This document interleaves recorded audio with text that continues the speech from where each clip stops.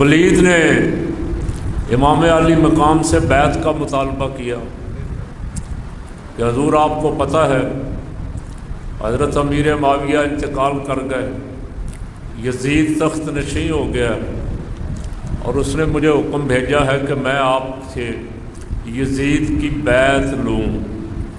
کیوں جی؟ یہی مسئلہ ہے نا۔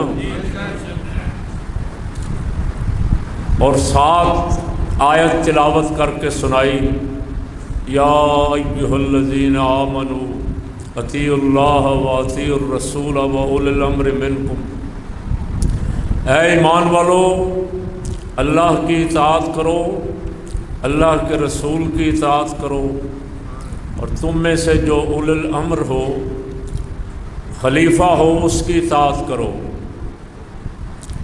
تو امام علی مقام رضی اللہ تعالیٰ عنہ نے فرمایا، ولید جو آیتیں تو نے قرآن کی پڑھی ہیں، جو آیت تو مجھے پڑھ کے سنا رہا ہے، یہ ہمارے گھر ہی نازل ہوئی ہے۔ سبحان اللہ۔ جن کے گھر قرآن نازل ہوا ہے ان کو کون سمجھائے بھائی؟ سب سے بڑے مفسر تو قرآن کے وہ خود تھے۔ حضرت رحمت عالم صلی اللہ علیہ وسلم سراپا قرآن تھے، اور حضرت علامہ الہی بخش صاحب فرمایا کرتے تھے حضور سراپا قرآن تھے، اور قرآن کی چلتی پھرتی تفسیر کسی نے دیکھنی ہو تو امام حسین تھے۔ مدینہ پاک سے لے کے کربلا تک قرآن کی تفسیر فرمائی، کر کے دکھائی، وَلَنَبْلُوَنَّكُمْ بِشَيْءٍ مِّنَ الْخَوْفِ وَالْجُوعِ وَنَقْصٍ مِّنَ الْأَمْوَالِ۔ آج کوئی کر کے دکھائے نا،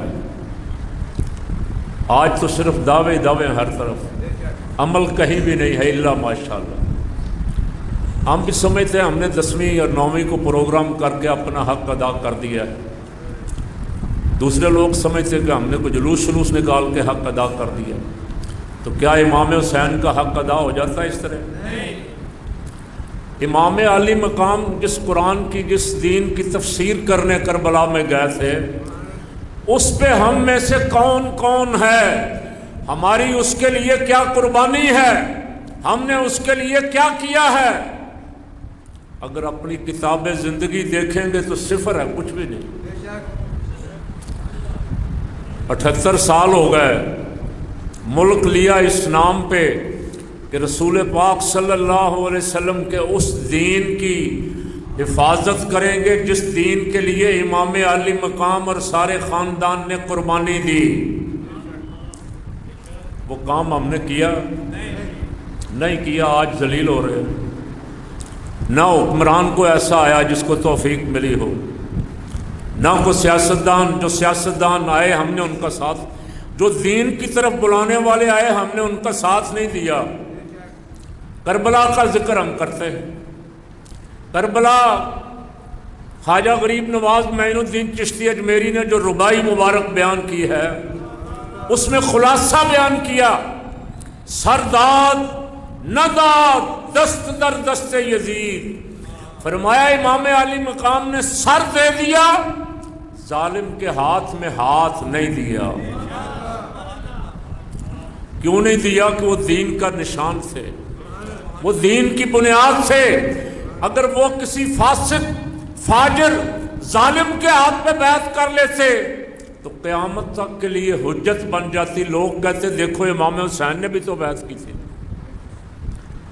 امام حسین رضی اللہ تعالیٰ عنہ نے اپنے سارے خانوادے کا جان مال ہر شے اللہ کی راہ میں قربان کر دی، سر اپنا بھی دے دیا، لیکن سر داد نہ داد دست در دست یزید،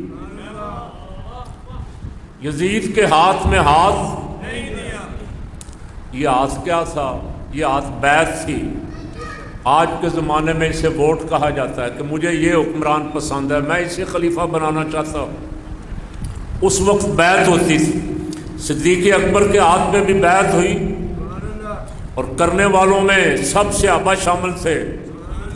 مولا علی، امام حسن، امام حسین سب شامل تھے۔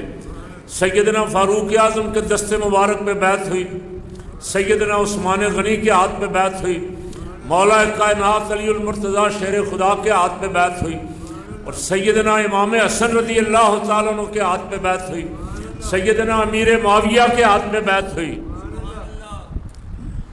پھر جس ہستی نے اتنی بڑی بڑی ہستیوں کے ہاتھ پہ بیعت کی تھی، پھر وہ یزید کے ہاتھ پہ بیعت کیسے کرتے؟ یزید کیا تھا؟ پہلی بات، یزید ظالم تھا، یزید فاسق تھا، یزید فاجر تھا، یزید ہزاروں مسلمانوں کا قاتل تھا۔ امام حسین، یزید نا انصافی کرنے والا تھا، یزید خلاف عدل کام کرتا تھا۔ یہی صفات لکھی ہیں۔ مورخین نے لکھا کہ اسی وجہ سے امام علی مقام رضی اللہ تعالیٰ عنہ نے بیعت نہیں کی۔ آج ہم جن کی بیعت کر رہے ہیں وہ سارے عادل ہیں؟ کیوں جی؟ بولے تو صحیح۔ وہ سارے رحم دل ہیں یا ظالم ہیں؟ تو پھر ہم امام حسین کے ساتھ ہیں، یزید کے ساتھ ہیں؟ کدھر ہیں؟